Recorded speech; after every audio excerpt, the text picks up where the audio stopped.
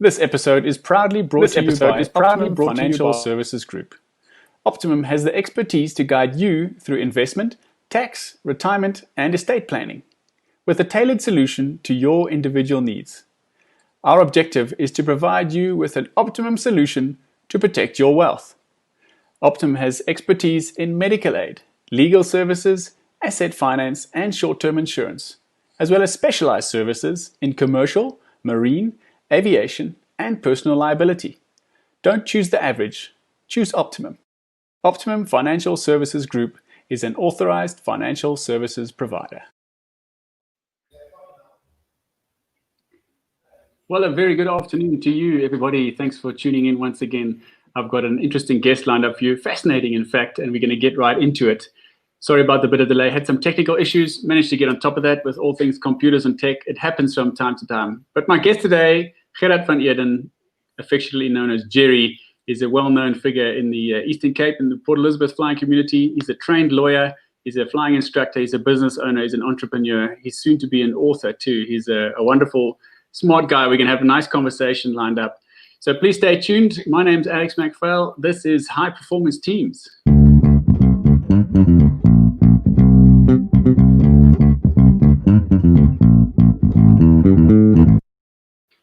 Gerry, afternoon. How are you today? Welcome. Very well, thank you. Thanks for having me on the show, Alex. Yeah, cool. Sorry about all the glitches we've had the last couple of minutes, but here we are. We're finally talking and it's up and running, and that's great. Now, I've got a couple of pictures. I want to kick off in quite a cool place here. Why don't we just start from a high? Because this looks like an AC Cobra there, sitting and having fun in front of a Sling. What a great combination, a Cobra and a Sling. Tell me about your passion for either the Cobra or cars in general, and then we'll get into the airplanes after that. Yeah, I just love anything mechanical. That particular car, I just love because it doesn't have a microchip. It is a monstrous 6.6 litre V8, 400 horsepower. And we had the greatest fun. My wife and I went to Cape Town to collect it, and the guys from the flight school dropped us there in the Twin Comanche. And, we picked up this little car and we had to drive it home, and I didn't know it from Adam.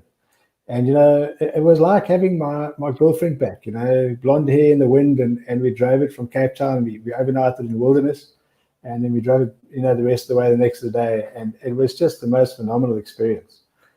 So I had it for 3 years, and then I sold it to pay for my wife's new kitchen. So there we are. Well, that sounds cool. That's a good way to start. So now when you say they didn't have a microchip, I presume then what you say is just the most basic car. It just does what it's supposed to do. You get in, you have fun, you put your foot down, you go faster. Is that what you're talking about? Yeah, I don't like machines that think for me, and that's what we put up with a lot these days. It reminds me I haven't put on my stupid seatbelt or, all these things. Yeah. Okay, But maybe cool. in aviation, though, we need those things. It's proven, and we'll talk about the Slings a bit later, I'm sure, and Sure. and the high-tech nature of those little motors. So it really, really changes the game. Yeah. Okay, cool. All right. Before we get too far down and sidetracked, there's a lot we're going to try and cover here today. So let's start from the beginning and sort of formative years. Obviously, you're exposed to flying, but you end up being, studying law and becoming a lawyer. I know that you didn't go very deep once you'd qualified, but what was the exposure with flying, and then ended up studying law instead? Yeah, I've always in my entire life wanted to fly. So, wanted to be involved in airplanes, wanted to design and build airplanes and that kind of thing.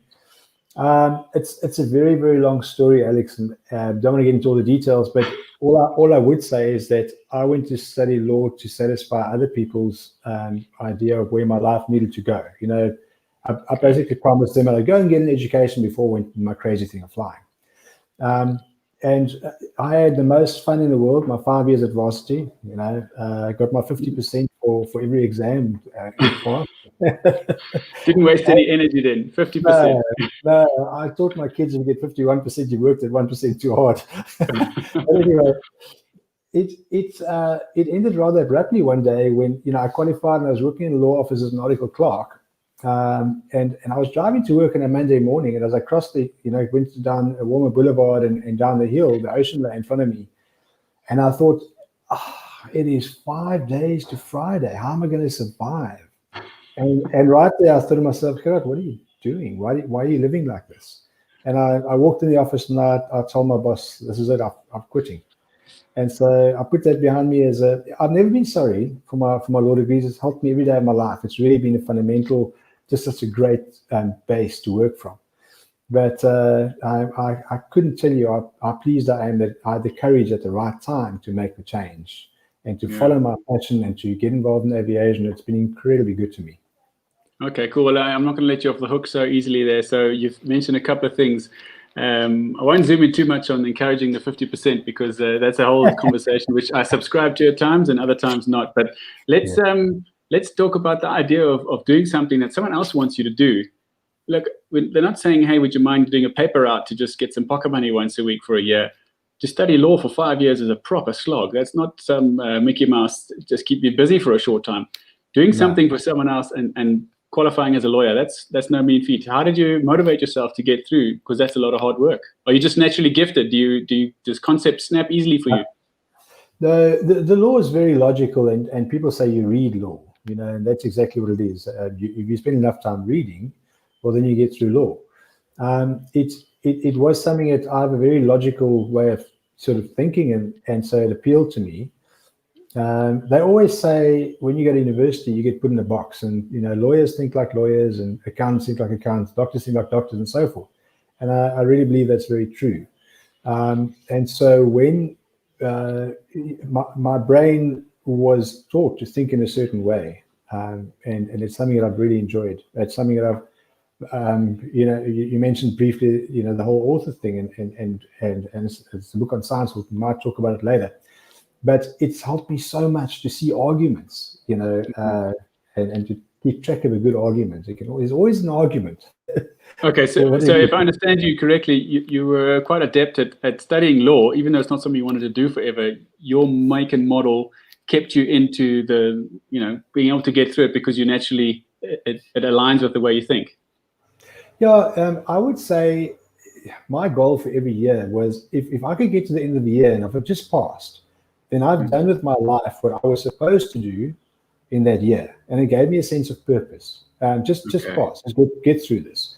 But it was tough. My house was a kilometer, not even a kilometer, a couple hundred meters away from the airport, from the runway. There was only a park, Victoria Park, between my home and the airport.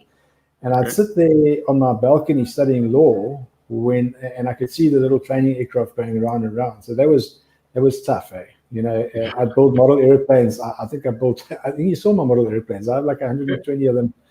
They're sitting in my office now, from those days. Yeah. Okay.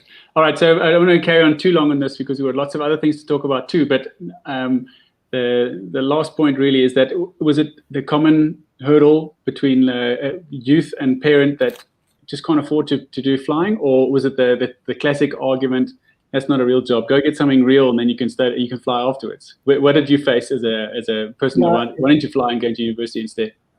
It was a combination of those two things. You're actually quite right. My father was a fitter and turner, and we were 5 kids. So though there was always food on the table, there wasn't money for much else. Okay. And my mom, when I turned 17 on my birthday, she knew how much I loved it, and she brought me for an intro flight.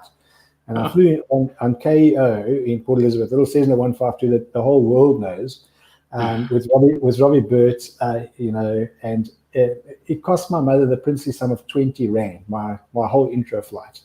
That was back in 1983. So it was always there, and it was a passion, but I didn't have the money. That's the bottom line, Sure. Well, I mean, we share something else in common now, Gerry. That for my 17th birthday, I was given a 20-minute intro flight on the West Coast there with Alan Totman. So that's awesome. And we got some of your friends joining us on the show too. I just want to bring them up. Russell Young is saying, so good to see my good mate Gerhard today. He was my instructor many years ago at Lanseria. Such a humble human being for being so talented and intelligent. Gerhard, so glad to see the flight school has been so successful. You deserve every bit of it. Thanks for joining us, Russell. Okay, we'll get to more of your comments. Any specific questions, you bring it in too, but we're going to move on now. So in line with a previous guest a few weeks ago, Mark Taylor was the band manager for the Springbok Eagles in their heyday, and quite instrumental in getting the success they got too. he also a lawyer. He said the best thing he ever did was to leave law, but the second best thing he ever did was to study law. So again, a similar vein to you, complimentary about the studying and the knowledge and the way of approaching life and arguments, but glad that you put a pin in it and moved on, which is what you alluded to a moment ago. Indeed. So what is that moving on? Then we spoke earlier today about picking lettuce and driving tractors and 18-hour days. How does a person make ends meet to get the money to become a pilot? So my only plan was to go overseas and try to earn some foreign currency, because the rand was so weak at that stage, and that would sort of give me a boot up. Because if I'd stuck with law, it would have taken me at least 5 years to make the money, and I wanted to get there a lot quicker than that. So I remember going to the bank and explaining to the bank manager that I just wanted to service the interest on my student loan rather than repaying, the actual repayments now.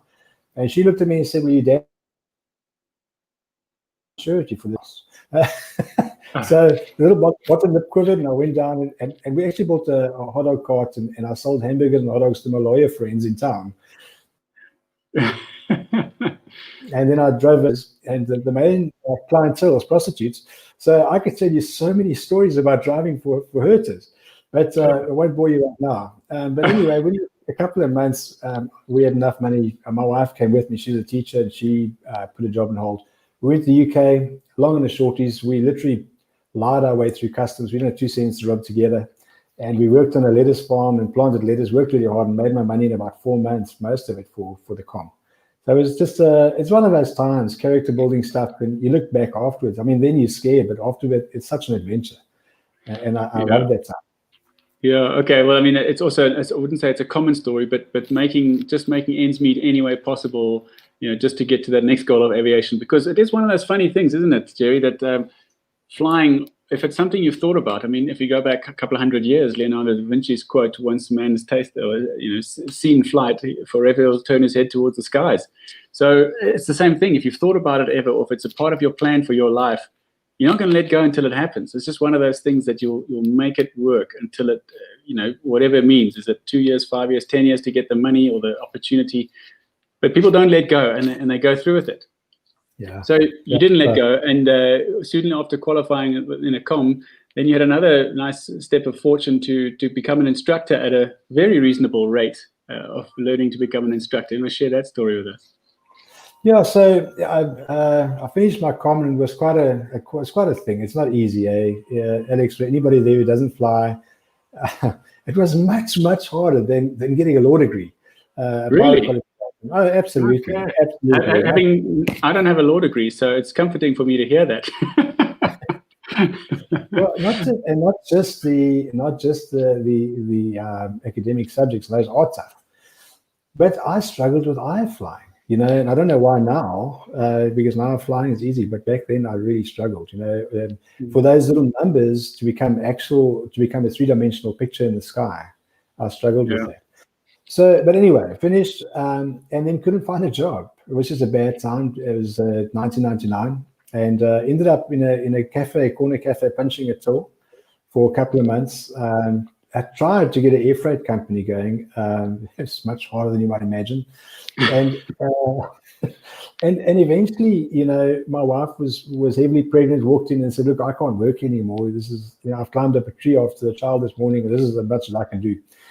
But shortly afterwards, a friend of mine, and that's what aviation is about, is friends. Hey? I have so many friends that have given me a leg up just to help. Said, "Look, there's something going in George." I had the subjects for the instructor rating, but not the rating. So I went down there. Johan Odendaal taught me, how to do the lectures, and he flew with me. And then Wally Waldeck is such a great guy. He flew with me. And I'll never forget it. I was doing my instructor test flight with him, and I said, "Wally, I'll do my best to pay you back as soon as possible, because I don't have the money to pay for the rating." And he looked at me and he said, "Gerhard, you know what? It's on the house." Yeah. Now, who does that? Who does that? Who gives an instructor rating away for nothing? Yeah. And I did my best to bring value back to him, and just, we did a couple of com ground schools. But when towards the end of the year we needed to move to PE, he wasn't funny about it. He wished me well, and there's just so many great people like it in aviation. But I've managed to pay that forward. In my time, I've helped many young men who would never be able to afford to fly, I've helped them in turn by letting them work for hours and stuff like that. So yeah, we run I don't want to make a long thing about it now, but it's flight school here. We run a cadet program, and these guys, I choose them to come out of. Most of them come out of broken homes, and they're from single moms who could never afford to put them through flight training. And now a lot of them are flying for Salenta and all these companies, all instructing. It's great to see. That's wonderful. Well, I mean, echoing the sentiment, Marilyn Barnard joining us on Facebook saying that this man is brilliant. What he's achieved in his life is amazing. Madiba Blaze School of Flight is truly a family-oriented school. Very kind man. So that echoes from a guest. So and I can see. I visited your school a couple of weeks ago, and I can see that the people there's a bit of a buzz there. It's nice. There is that family feel, as Marilyn suggested, and it's also there's a positivity there. And I wasn't aware of all the details of your cadet program, but it sounds like an amazing story. So we've fast forwarded to the school, but there's a few steps along the way. We're going to zoom deeper as we go, but I don't want to zoom deep yet. I think we need to continue on a bit further first. So you become an instructor, and obviously, I also want to highlight now, we also fast-forwarded the point of getting your flip in, was it 1983, and getting your com in 1999. 16 years is a long time to wait for something, and people who are 16 wanting to be pilots haven't figured it could take my same whole life again before I get there, which is what you did. And where there's a will, there's a way. It might take you 16 years, but well done. Okay, so you are now an instructor, you qualify, but you want to go and do some other things, and you head off up into charter and into Africa. So tell me about the next journey and what's it like? Yeah, I got a job with King Air Services, flying a caravan in the Sudan. It was incredible, for a young guy flying in that sort of environment, a war situation. You come in contact with life as it really is. But there are things I remember, Alex, flying in the pitch dark of the Sahara. I mean, there's this desert, there's just this absolute, there's not a light in sight. And the caravan has this clear glass, plexiglass going back over your head. And you look up at the stars. And, sitting at 10,000 feet or whatever we were, and you could touch those stars. It's just the most amazing. It's just an image that just stays with you. You can never tell somebody what it's like in words. Yeah. It's beautiful times. But excuse me. Then I mean, as with anything, there's ups and downs, and those are certainly some of the ups. But then in between, there's long time away. You're on contract. There's a different kind of lifestyle. You got a family, and also maybe the type of flying. It's not always as appealing as you wanted from the beginning. 5 hours of autopilot between A and B and flying through the night and those kind of things. It gets to a point where you make a new decision and it's time to come back home and try something else. And was it right away that you wanted to start a flying school? Or did you leap of faith, leave the job and start something? Or what was the thought process at the time? How did you unlock getting out of contract and starting the next thing? So, that was 2004 when I was flying for King Air Services. 2005, I actually moved my family up to Joburg. Just exactly as you say, I was away from home too much. My kids were very tiny. My little girl didn't know who I was when I got home. It was just a terrible situation. So yeah, great. They talk about AIDS. That one, aviation-induced divorce syndrome? Don't go there. I try to avoid that one. So we moved to Joburg, and I was once again instructing at Lancia Flight Center, but eventually scored a job with Salenta and on a Beach 1900. I did the course. It was a 2-week simulated course, 16 hours, and we did the base run. And then I went to the chief pilot of the company, Colin Slack. We did 4 sectors that night, and the next night I was piloting command of a 1900 because there were so few experienced pilots around. And I think my co-pilot sat next to me, and he had 800 hours on top. So, but he didn't have the ATP, so. I think he was a little bit annoyed, that he had to sit right and I sat left. Yeah. And I learned quickly, but it was just once again flying the DHL run out of Joburg, in the middle of the night it's just so good, And then at least I managed to sleep at home for most of the time. But it was during that phase. Flying is a strange thing, and it's so wide. There's so much you can do with it. And I realized that I wasn't built to sit at 25,000 feet and running standard operating procedures. Somewhere I just got lost in that procedure because it's the same. It has to be the same. It's the only way that a complex aircraft can fly with two guys that work as a team. That standard operating procedure has to be so strong that you can fly with a stranger and do the job as well as you do with somebody you've flown with lots. But I got lost in that, and I remember Airlink accepted me as a pilot. They basically said, okay, you can come. And I said, but I want to work in PE. And they said, no, you can't, there is a job there, but no, you got to be willing to work in Joburg. And I said, no, okay, no, I'll leave it then. So that's a bold move, eh? It's a scheduled airline job and you say no. Bold move. Well, you know what? Funny enough, Gerry, that's another thing we have in common. Airlink offered me a job and I said no too. So maybe that's why we're the misfits. But it was a case of I'd been trying to get into airlines. I'd been in the Air Force and I've been trying to get into airlines for a number of years by then. And right in front of me, I could see this opportunity sitting and flying in the Falcons. And I could see it was 6 months away and I would have my shot. And Airlink said, do you want to come? And I said, yeah. In fact, I think it was even a PE job at the time. I said, no, thanks. Oh, really? But you made a good call. I made a good call. But it's something else we have in common. Amazing. Great company, wonderful company, just didn't suit us at the time. Very, very good company. Yeah, so I ended up moving to Port Elizabeth and not having a job. And the flight school was still a pipe dream, and there's a lot of work to be done to get it going. So I ended up freelancing out of Lanseria, flying for about 4 or 5 different charter companies, and I never knew who was going to hire me. I mean, what I'd do is I'd leave P on a Sunday evening, fly up, and then be at work Monday morning in Joburg for whoever wanted me. And then by Saturday morning, I'd be there 5 days and then fly back, and then I'd take the next week off. So I was home 9 days, away 5 days, like that. Okay. And I didn't have a job. I worked for everybody, and it was the greatest. If I tell kids these things, if I tell them that I fly out of Lanseria at 8 o'clock in the morning, go to Vilanculos, on the descent, you call for 2 calamari, 2 coffee, and they make a strong little Mozambican coffees. And the guy that leans out of his tower and he calls to the restaurant down and says, the pilots are coming. They say they want coffee and calamari. So you have that quickly, you jump back in your plane, you fly back to Joburg. You get to Joburg at 12 o'clock. So you've been gone for 4 hours. Yeah. And I in those 4 hours earned the equivalent of my wife's teacher's salary for the month. Yeah. So, when it's like that, or when you fly to Livingston and you sit, all expenses paid in the Holiday Inn, and they're paying you 1,600 Rand a day, and you sit there for a week, okay, and then you fly back. And flying is so good. It has been so good to me. That's the point. I've loved aviation. Yeah.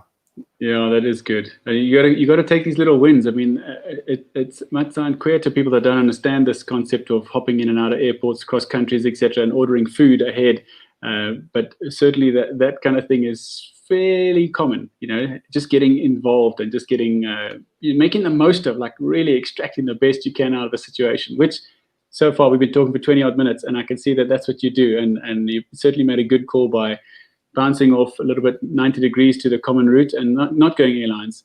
Okay, so that's a good setup. You sort of commuting a week on, a week off effectively. Well, what's the next step? You want to get into a flying school, but that's easy. Just open a flying school.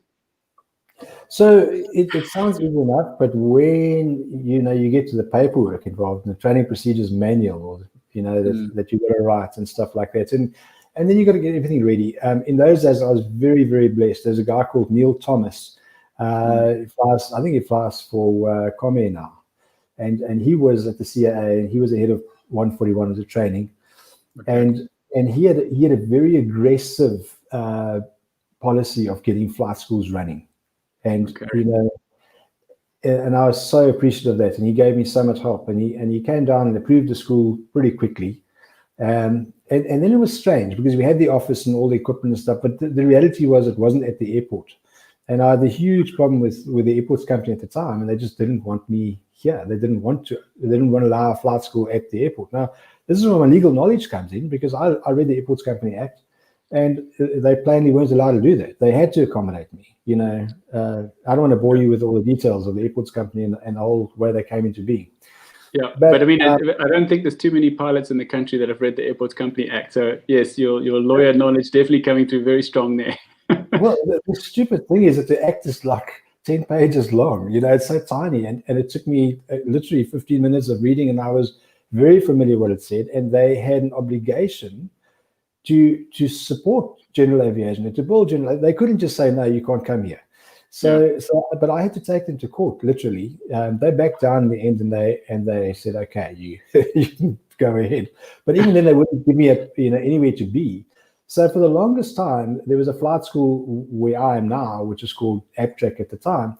And they used to stand up in the balcony and they'd literally laugh at us, and they called us the flight school under the tree. I had this sort of silver old Mercedes-Benz, and I'd take all the rejects from the other schools that they said couldn't fly or whatever.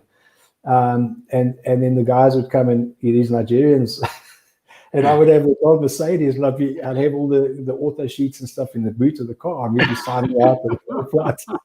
But yeah, and I had a hired little Cessna 150, which also belonged to a Nigerian, by the way.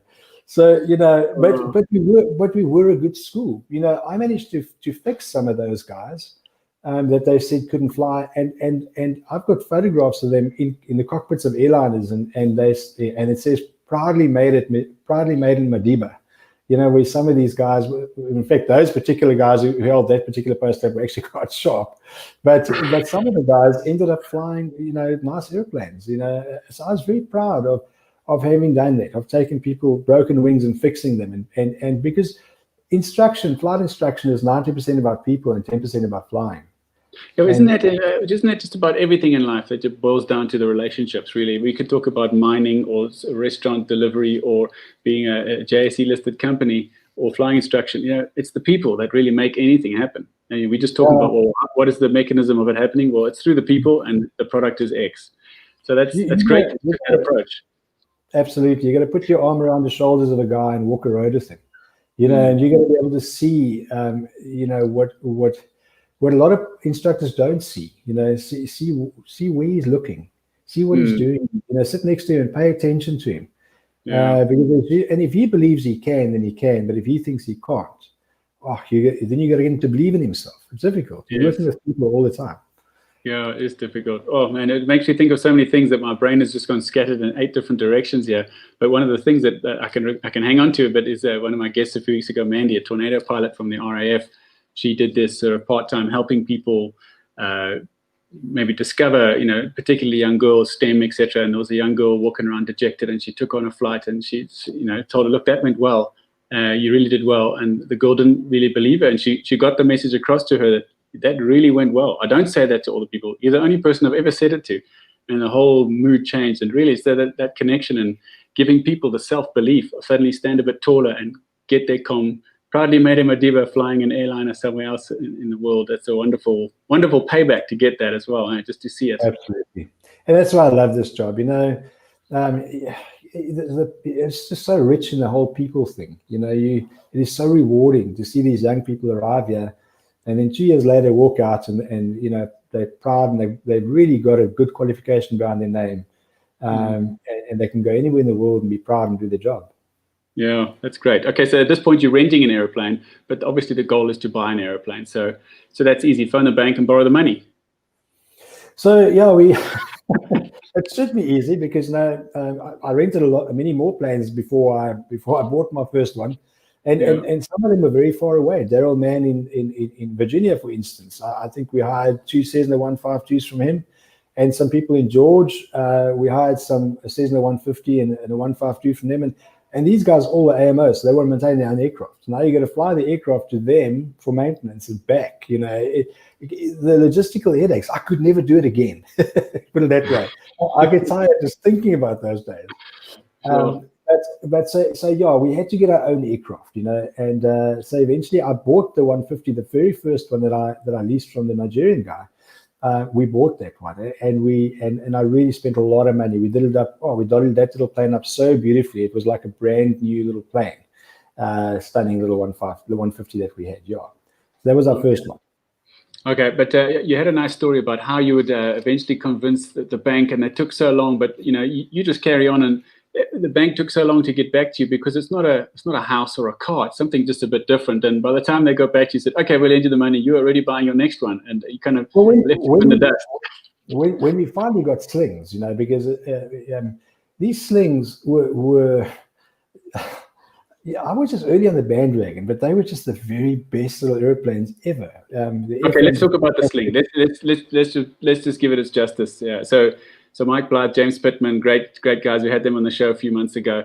They arrived there in a Sling, and how does this start? By this point, you're hiring airplanes. You've owned somewhat Cessnas, and now the Sling's on the scene. What are your immediate thoughts about the Sling and the engine and all that? I'd flown some of these newfangled little training aircraft, and I didn't like any of them because they didn't handle right. They were normally way oversensitive in pitch, and had no ailerons or something like that. In fact, Russell, who was on show a minute ago, he was my student, and I went flying with him. After he already had his people, he invited me to go flying with him. It was a Jabiru. Okay. And I remember flying it, and I wanted to change direction, and so I used the ailerons, but the thing just sort of slewed forward. It didn't actually roll.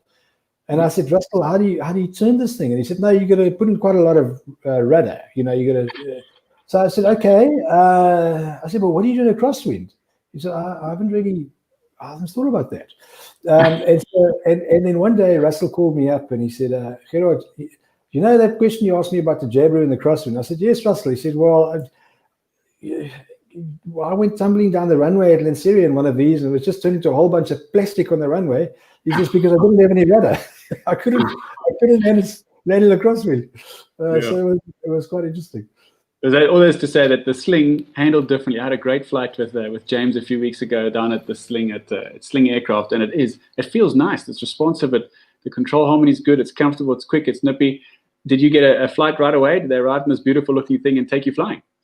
Yeah, they did. But I said to Mike I wasn't interested. He had to talk me into it. And I said, well, I need to see three things. I said that the first thing I want to see is the control harmony. I want to see that the controls work as they properly should. They're properly weighted, that there's a correct amount of movements and all these things. And I said, the second thing I want to see is a lot of these little airplanes either fly or don't fly. I said, this thing mustn't stall. It must get to that stall speed, and then it must carry on flying. It must mash. And I said, the last thing I want to see is that the controls work properly at low air speeds. In other words, in Port Elizabeth, we always have crosswinds. So when I'm flying in the crosswind, I want to know that the ailerons are still going to give enough authority to hold the wing down, and the rudder is going to work enough to point the nose down the runway. And anyway, we went and flew this thing, and by the time I got on downwind, I said to him, where do I sign? It was just the finest little airplane I'd ever flown in my entire life. And I've flown a lot of them. I've flown so many, these little airplanes. And the thing that comes closest probably is an RV, or I flew a de Havilland Chipmunk once. That was also quite nice. But I think the Sling is just a perfect training aircraft. Well, kudos to Sling as well. And once you've said where do I sign on downwind, now you've got 6 of them, and clearly you're all in. But obviously it's not as straightforward as going from A to B. So there was some discussion about the engine as well. So talk me through the thoughts and the talk process of the 912 IS. I believe you were the first one with the IS. Is that right? Yeah. So my aircraft were just going to have the old ULS carburetor fed engines. And then I read in African Pilot. I think it wasn't African Pilot. It was the other one. Anyway, about these engines and that they, with the fuel injection, they use so much less fuel.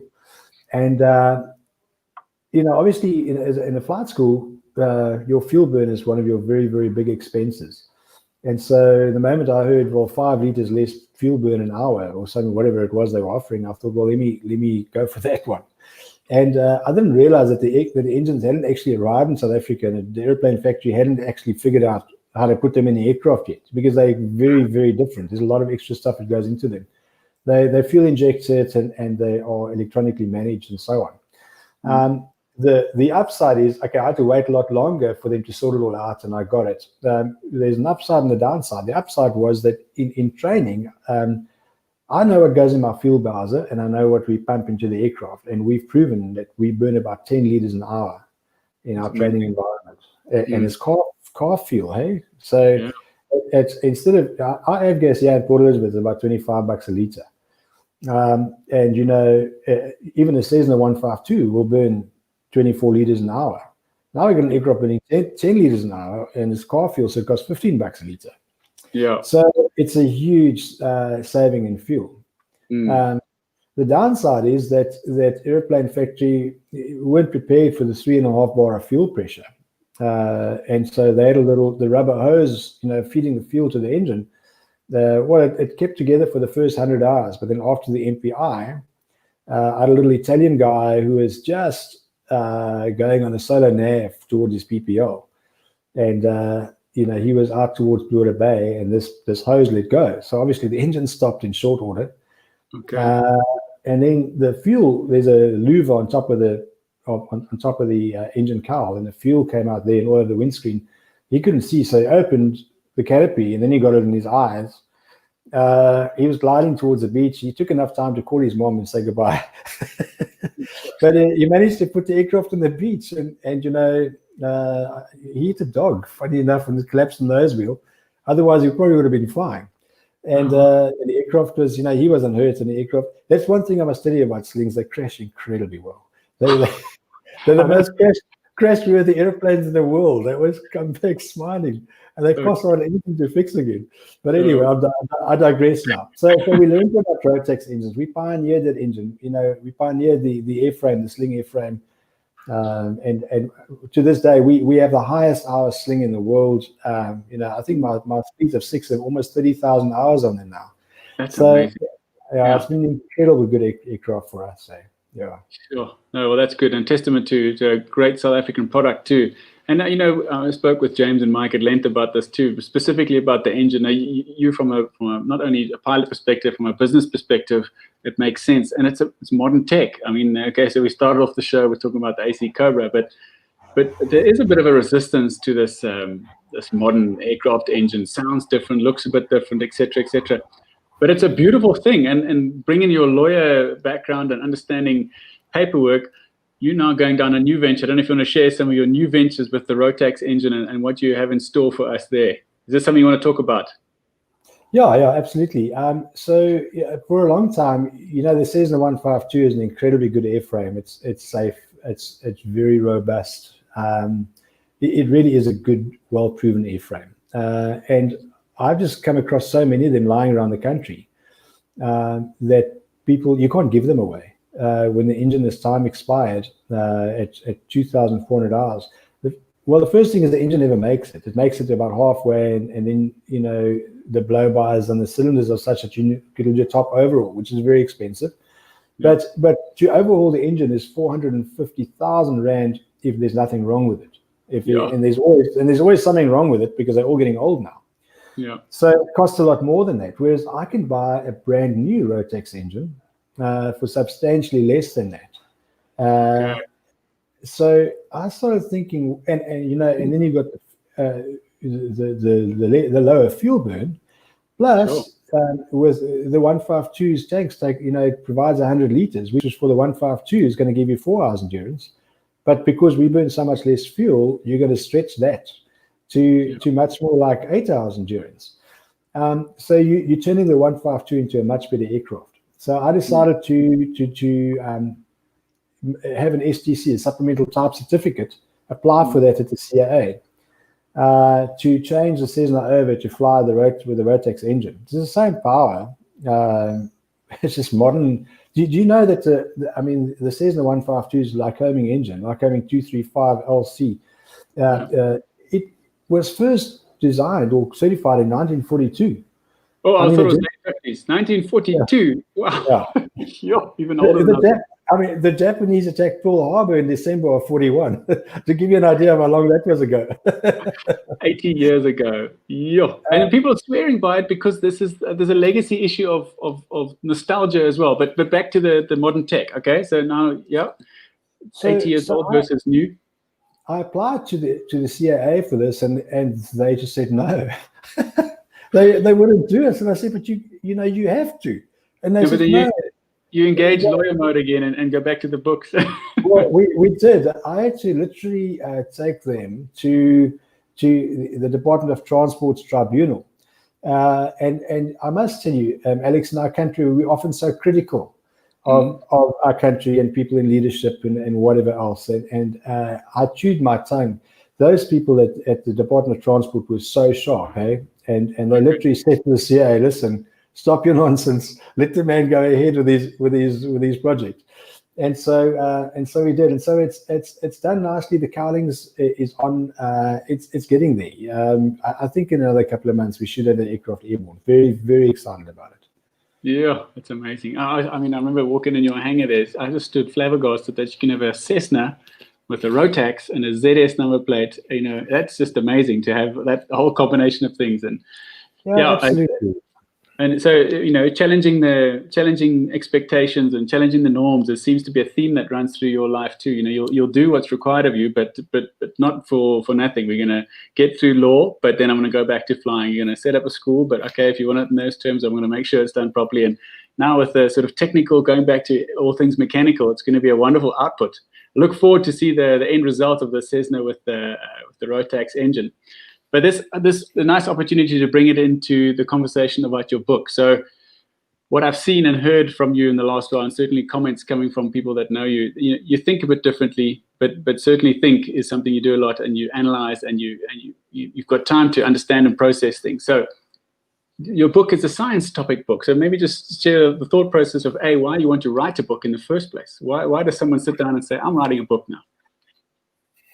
I was lying in my bed one night, and I literally, you know, when you wake up in the middle of the night and you're awake now, my brain was working, and I was absolutely floored by the fact that I exist. I don't know if you ever thought about that. Have you ever thought about your own existence? I exist, but how did I get here? You know, and I started asking people, you know, people in the street, people everywhere. So, like, you know, here you are. Do you for one moment give thought to the fact that you exist, and you know where you came from, and nobody really, you know, I think most people are very happy to say, well, you know, science has explained it. We you know, there's a clear pathway, and I said, but is there? You know, can we go find it? And seeing as nobody could give me that, you know, sort of talk about that very much. I took 4 years of my life, and I went and I studied, and I started at the beginning, at the Big Bang. Where else would you start? And it floored me. It absolutely floored me that you know what went into the Big Bang and what we know about it, what science understands and what we don't understand. And I realized, well, hang on, there's a lot more about this that we don't know than actually that we do know. And there was a fine tuning that happened there in terms of, I mean, yeah, it'll take me a long time to explain the finer detail of it. But the balance of how many electrons there are in the universe compared to protons, and if that was up by the smallest fraction, then the universe wouldn't have worked. And there are over 200 such instances of things where the universe wouldn't have worked unless those things were in place. Anyway, I don't want to go too much. Before you go further, when you say you spent 4 years studying, was that your own research, or did you actually go back to university or something? No. I just listen. Everything is on the net these days, and I promise you learn a lot more from studying, you know, off the internet than you could ever study from going to university, because you design your own curriculum, and Google is incredible. If you have a question, I mean, this morning I said to myself, once again, I woke up last night at 02:37, and I thought, and after thinking about, I'd been on holiday for a little bit and came back for the last 3 days, and I thought, I wonder if there's a difference between happiness and joy, because those two things don't seem to be the same to me. They seem to be different. Okay, and what is the difference? Maybe just high level. Why do you make it a distinction? The point is, I got up this morning, and the first thing I did, I get up at 4 o'clock each morning because I write this book, and that's the best. I think clearly. Yeah. And I typed into Google, and I said, what is the difference between happiness and joy? And I hadn't even finished typing in the sentence, and it completed it for me. So other people have been thinking about this and writing about this, and that's the beauty of the internet. It's all there. Other people, it's like we are all little individual brain cells in the world, and the internet connects us. And so we are able. It's almost like we've got, you know, we create neurons that transmit knowledge between ourselves, and the whole is so much more powerful than the individual. But anyway, happiness happiness happens to you. Happiness is on the outside. It is sitting in a beautiful place. It's looking at a sunset. They're feelings that come to you because of outside circumstances around you. But joy comes from serving people. It is inside of you. It comes from joy is so much more rare and beautiful. So you can have happiness but not have joy. And in the songwriters, I know Sheryl Crow sang a song about that. I forget the exact lyrics, but that's the point of it. Anyway, so makes you happy. Why are you so sad? There we go. You see, you got well done. So Cheryl, if you're listening, you're coming up on the show next. So we'll be phoning you shortly. And I followed the trail all the way from the Big Bang, the formation of our galaxy, the spiral galaxy, the Milky Way, to the formation of our solar system. And it's incredible because the solar system we're in a very quiet neighborhood, which is great. I mean, if some other sun was moved close to us and its gravity upset our planets, it'll be a mess. It wouldn't work. So we had to, but there are 130 something that we have now. So you broke up 130 what elements?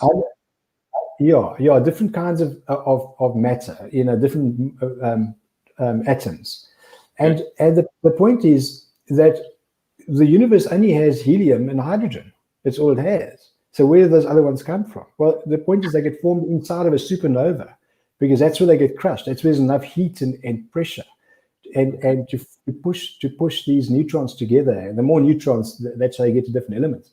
But anyway, the point is that our solar system must have formed in a very busy part of the galaxy and then moved out to this quiet part, and it's fascinating. And Earth, I mean, if you go and think about Earth being a perfect habitat for us, it's unbelievable. And then it finally got through to us and human evolution. So that is the book. The book is, I don't see, Alex, I don't see a natural, logical means of how everything got to us. At every step of the way, there was an intervention. And that is what the book's about. And science is coming about more and more scientists talking about this and saying, guys, there's something more going on here. Yeah, even people like Stephen Hawking and some of those guys. So that's what fascinated me. Just the pathway leading to this. Just to give it a number to it, just to understand the logic. So you say there's sort of 8 or 10 steps of these interventions that resulted in today, or 1,000 steps, or what is an easy number to comprehend your thoughts? I just found clear evidence of intervention along every step of the way. Probably at least, I think the book, if I think about it, along every chapter, each chapter deals with a different phase of it. So if you look at the phases, maybe 8 or 10 phases leading to us, but with multiple interventions at each stage, and certainly human evolution is the most fascinating of them all. That one, that absolutely floored me. Yeah. And then if we're going to fast forward a couple of 100 years, we're going to have the guys with the big thumbs with the smartphones and typing messages to take the evolution further. But that's interesting, and I find it fascinating that you. So I mean, in total now, how many years have you been working on this book? You did studying, and now you've been writing for about 2 years on it as well. Is that right? How long have you been busy on this project? I've been busy on this particular book for more like 4 years, just with reading and studying. But the point is that I kept scrapping it because it wasn't saying what I wanted it to say. And I kept starting over. And the last time I started over was during lockdown. And then I had, 2 months to just sit and do nothing else and just write. So, and you find that your thoughts flow easier now, having gone through it once and scrapped it and gone through and scrapped it now? Eventually you're getting into a bit of groove of how you want to put your message across. Is it easier, right, the third time over? Yeah, it is a much, your brain starts seeing where the book needs to go and where the logic of it is and where the arguments are, and then you can really take it places. Yeah. So, but yeah, Alex. So I think the point of the book is that we human beings today very glibly accept the fact that science has got it covered and we don't think about it again. But we need to think about this some more because science doesn't have it covered. It doesn't explain how we got here, and there's a lot more that goes into it. Okay, so that's the point of the whole thing. Yeah. Okay, but it sounds interesting, and also, with our discussions over the last few weeks as well, you've mentioned that science also improves, so they don't have answers, but maybe we should relook at how we look at science in order to look at what science can explain, and that's almost like a one feeds into the other kind of a scenario. Exactly right, and that's why the book is called Science Comes About, because science is as our technology improves and as we learn more and more, the whole way that we look at science is changing so rapidly. In the last 5 years, it's amazing what's happened. So how far are you from completion? Science comes around. When do we see science comes around on the shelves, or what is the next step for you? It's done. I basically now have to approach the literary agents. Once you pass that 100,000 word, you breathe easy. I wasn't trying for the words, but I was very relieved when I got there, because that's a good length for a book to be. And so, when you're approaching a literary agent, you need to put in about 200 words. You have 200 words to get their attention. And if you lose them there, they've lost. They're not going to read the first page of your book. Yeah, exactly. So you gotta. That's where I'm now. I'm trying to write that thing. Yeah. Well, I'm using this opportunity now, Gerry, to pick your brain, because it's something very close to me too. Also, I'm in the process of writing a book. I started with great gusto in the first couple of weeks. Well, actually, it's been running for years slowly, but when lockdown hit, but then slowly this took over. The show took higher priority. So I've paused for a while, but the idea of choosing a book at around 80,000 words is what I'm looking at, and it's a craft and it's a discipline. You have to sit down and write, much like you don't wake up at 4:30 wanting to go for a run in winter. You set the process that you will go for a run so that you get the benefits later. And writing books is no different. But the other part that spins off that is that, you spend your first book learning how to write a book. So it's kind of silly to stop writing at one book when you've put all that effort in to learn. Now you know how to do it, write the next book. Yeah, I'll never stop. In fact, it is the second book that I'm writing. The first one was a novel, but it wouldn't sell straight off. It needs the support of this one, and so the second one will get published first, and then and I'm actually already writing its follow on. So it's exactly right. It's writing is a disease. Once you got it, you can't get rid of it. You just keep writing. Well, certainly, Gerry, this is a great platform on LinkedIn and social media, so all different platforms to share the tidbits of your thought. Maybe you could take a chapter at a time and write the 200 words of this chapter, or even a part of this chapter, and bounce the feedback off the people listening, getting people saying this is an enlightening conversation, etc. So, share tidbits out there and judge the response, and maybe that's a place to start. That sounds fantastic. There's so much of my aviation background in the book as well. So much of what we do in aviation applies to life as well.